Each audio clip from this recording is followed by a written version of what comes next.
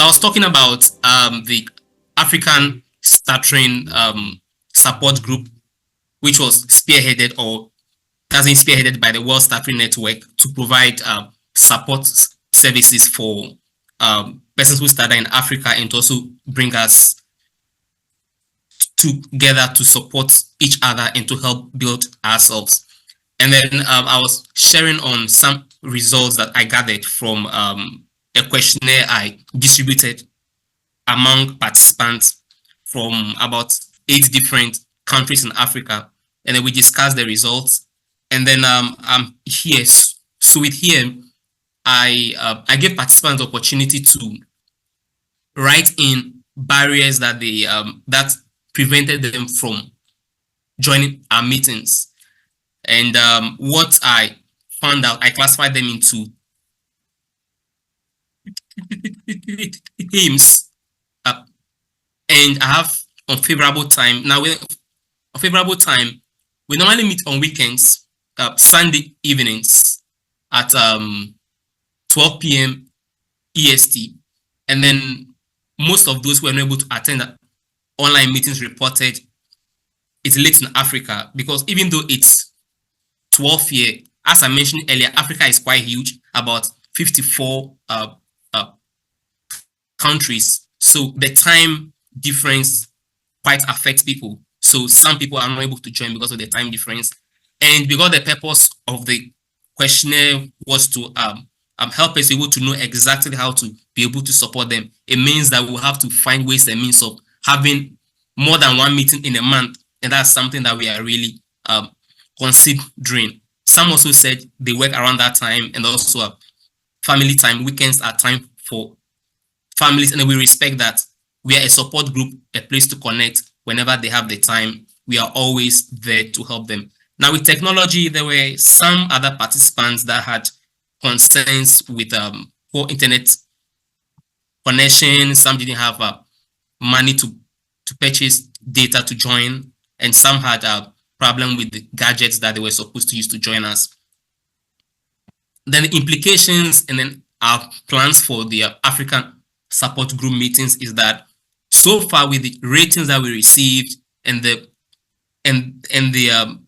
responses that we've gotten from participants, in that they want more support for themselves, what it also means is that we have to adjust our time to favor others, so that we have people across the entire African continent being able to receive the support that the African Stuttering Connection gives to them. And also, we have to also encourage our participants to invite more of their friends. All right, I think I'll end this particular presentation here. And then I have another presentation that I'll just share quite briefly. I would like to share with you on something I call the magic of stuttering support. The magic of stuttering support. And I'm going to share my own experiences growing up in Ghana and how it relates to support groups and how self-help groups have supported me.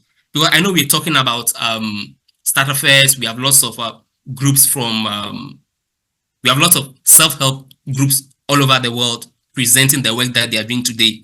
And I'm a product of how beneficial support groups can be to persons who stutter. I'm Emmanuel Addo. I'm the president of the Ghana Stuttering Association. I serve also on the board of the WSN, and I'm currently a doctoral student here in the US doing research into stuttering and support groups and the impact that it has on them.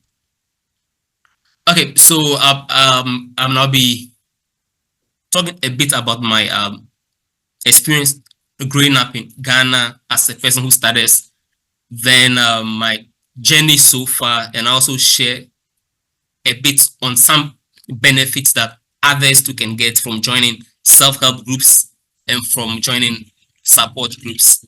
Now, this picture here, some years ago, about 9 years ago, 10 years ago, if anyone had told me that I would be on a national vision and be granting an interview, I would have told the person they are liars. But then here I was 2 years ago on a live show, and this TV station in the whole of Ghana, it's called the Ghana Television View. It's a national TV station. But then here I was being interviewed, talking about my experience and sharing how persons who stutter can be helped. And I think this is a great achievement. And I will share with you why I think this picture here, it's a great achievement for myself and for those who know me when I was growing up. So this is just to show that I grew up in Ghana. I spent about 33 years in Ghana as a person who studies. I went through a lot of experiences. I have 5 other siblings, and among my siblings, I'm the only one who studies, and I'm the 4th in position. And growing up, I was very confused. I did not know what exactly was happening. I look around, I don't see, my parents don't stutter, my siblings don't stutter. It's only some cousins of mine that stutter. And in the neighborhood, people used to laugh, bully, they call me all sorts of names, and if, children play, if I'm playing and then I step on someone's toes or I offend someone, the only thing the person can use to mock me or to get at me is to mimic my stammering. And growing up, my stammering, the severity was a lot, the impact was a lot on me. So I became a shadow of myself. It seemed I didn't exist. I did not have any answers. I never spoke to my parents about stuttering. I never asked any question. In school, the experience was the same, even to the extent that there were some teachers when I was primary school. They joined students to call me names and to mimic the way I was stuttering, which really shattered me. And there were sometimes in school I was forced to read. And if I'm not able to get it fluently, I'm caned. It was bad. But then I put this here as myself growing up, quiet and timid. Then here I am now speaking to a lot of people from across the world. What changed? Let me just talk quite briefly about this part also when I was like shy and all that. I remember when I finished my bachelor's in the year 2012, I was defending my project work, and there I started on almost every word that I had to say, to the extent that my own teacher in the class put his head down, very shy of me. He felt ashamed of my stutter, felt very ashamed, and there I felt like just dying. I wish I could just die, so everything just ends. I felt very embarrassed. I felt very useless, excuse me to use that word. I thought I had no worth. So after leaving that room, even though I had a first class, after completing my bachelor's, I told myself I was never going back to school. I'm never going to do my master's, and that's the end of it. My colleagues, my mates, they still don't know why just after school I stayed home for 9 good years. Now, around 2021, I was working in a company called Medilab Ghana Limited, and I rose up to become a supervisor. So there was this end of year management review meeting, and then I was selected as the head of the unit then to present a report of my department to management.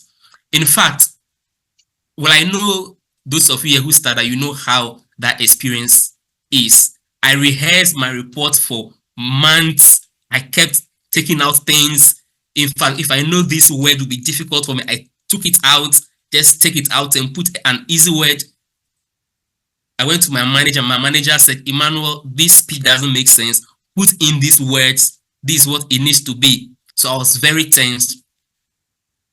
After the management review, after presenting my report, in fact, I felt very terrible again. I felt like, but then everybody was looking up to me, but I was looking down on myself.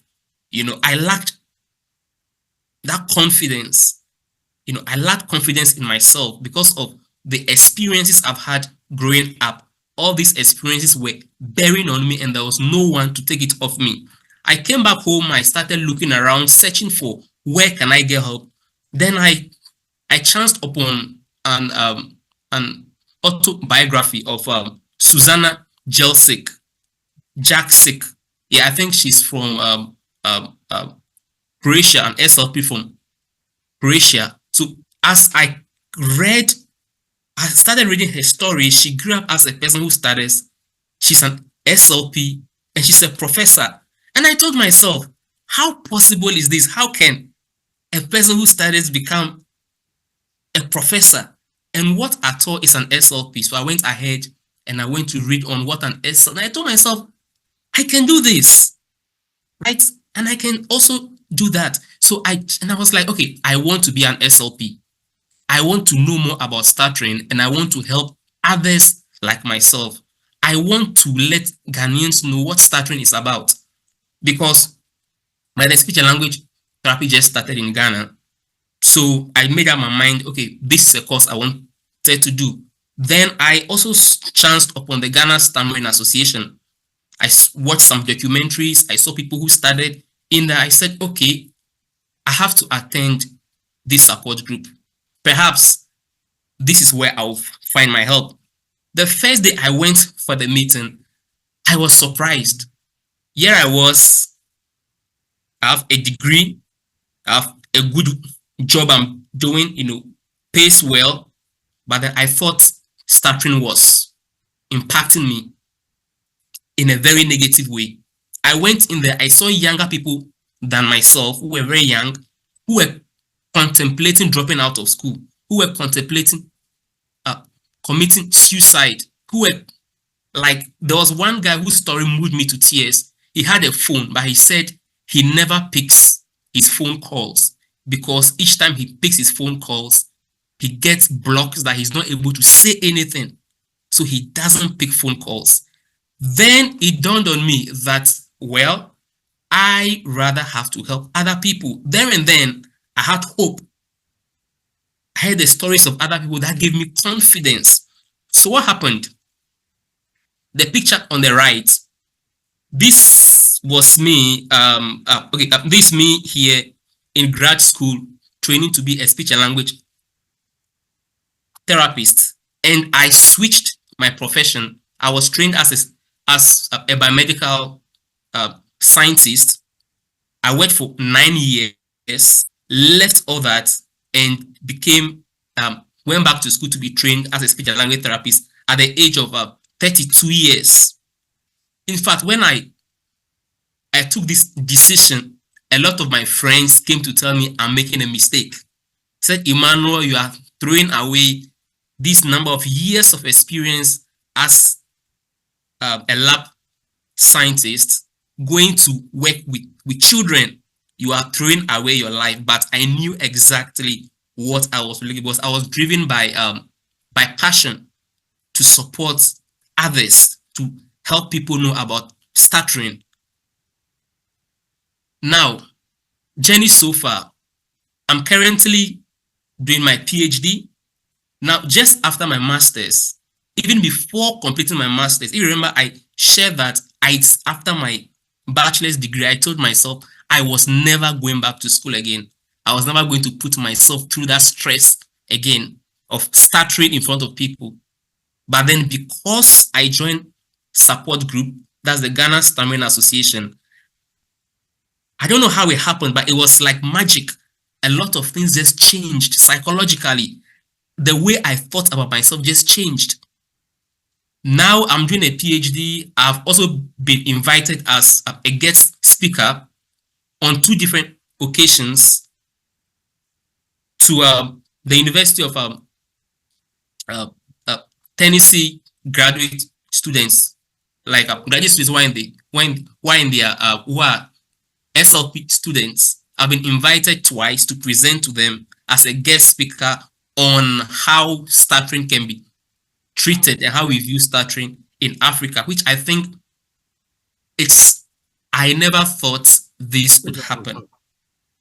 Now, here I am presenting a poster at a scientific conference.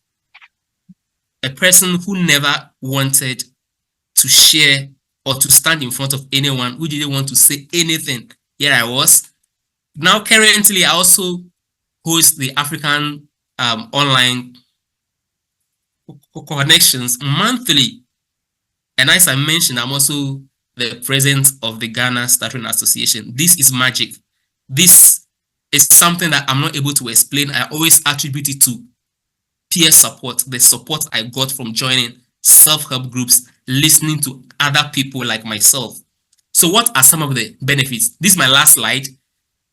Joining support groups gave me self-identity. I was able to discover myself.